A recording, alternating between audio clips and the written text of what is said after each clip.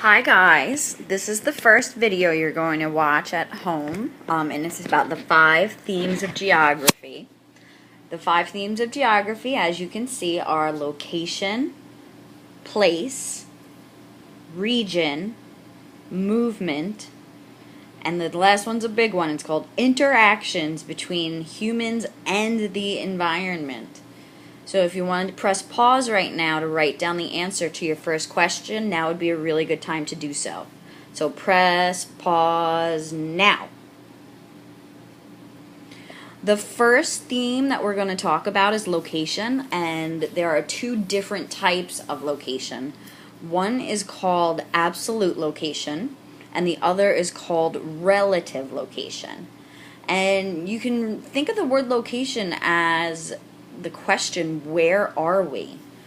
So absolute location is a latitude and a longitude line, or I should say a latitude and a longitude point on a globe. An absolute location is also a street address. For example, my parents live at 354 Pittsburgh Avenue. That is an absolute location. As you can see, Paris, France is at 48.87 degrees north latitude and 2.34 degrees east longitude. And don't worry, if you don't understand latitude and longitude right now, we're going to go over them. And as we all know, the absolute location of the White House is 1600 Pennsylvania Avenue. Relative locations are described by time, direction, landmarks, distance from one spot to another. And so an example, if you've been to downtown Bethesda, and I was there for the first time and I said, hey guys, where is Georgetown Cupcakes? I need a vanilla cupcake with chocolate and peanut butter frosting on top.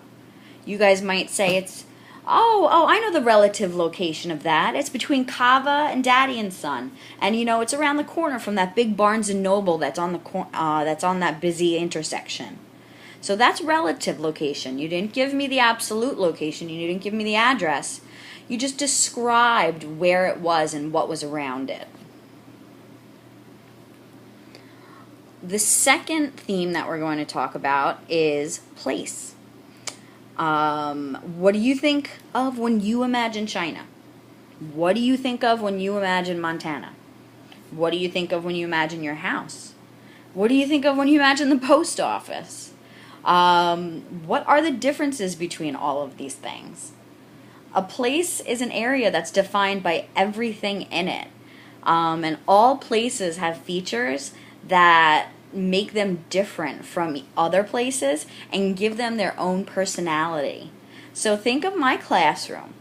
If my classroom is a place, then that place would include the windows, the walls, the flamingos hanging from the ceiling, the beanbag chairs, the books, the crickets that we hear in the ducts, which I hate them, the cubbies, and everything else in the room, even though the language is spoken.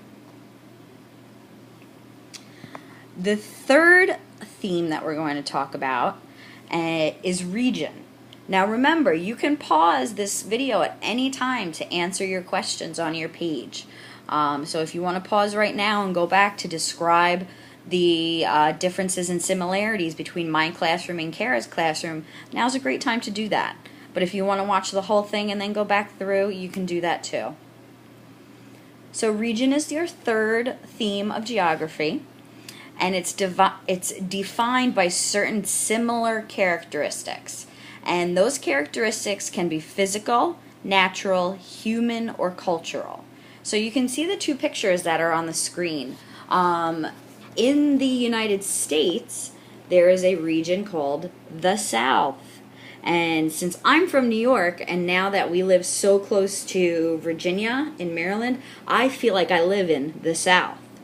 And you can see the other map is a region called Scandinavia. It's made up of 5 countries, and they all share very similar characteristics. And I've been to Iceland, and I've been to Sweden, and I've been to Denmark, and I love them. The fourth theme that we're going to talk about is movement.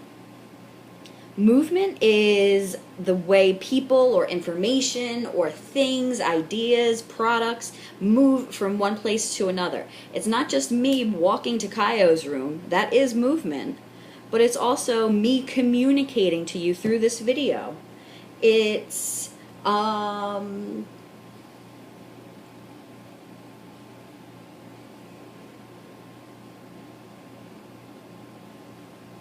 It's me having technical difficulties with this recording right now. Anyway, I'll keep talking. So movement can be very local. It can be what you talk about at the dinner table after school. It could be getting information on your iPad, like this video. It could be how humans got to North America, which we may touch on this year. So there are a lot of different definitions to movement, and some are really small and specific to us, and some are really big and general and really don't have much to do with our individual lives. Can you guys think of other examples of the movement of ideas or information? So this last one, this is the big one, human and environmental interaction. So you really want to ask yourself, how do humans and the environment affect each other? And there are three main ideas. We change the environment by living here. And an example of us changing the environment might be the pollution that we create with our cars, or creating man-made lakes that weren't there before. And sometimes Mother Nature changes it back. Superstorm Sandy just hit New Jersey and Long Island and New York, my home, where I'm from. Tornadoes in the Midwest, and hurricanes, earthquakes. That's Mother Nature interacting with humans. So humans adapt to the environment, humans modify the environment, and humans depend on the environment. So adapting to the environment means we change something about ourselves to fit the environment. So if I'm going to Iceland, I'm not going to bring my Birkenstocks, I'm going to bring my winter coat. I am adapting to the Icelandic environment. Modify means to change. So humans change the environment. And the last one, humans depend on the environment. That is a good example. Well, you know what? You come up with the example. I'm not doing your homework for you. So what do you think of these last three pictures? The first one that you're looking at right now is the Hoover Dam.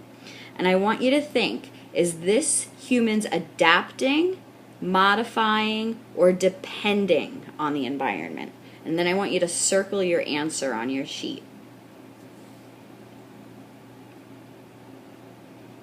What about this one, a cut down forest? Is this adaptation? Is it humans adapting?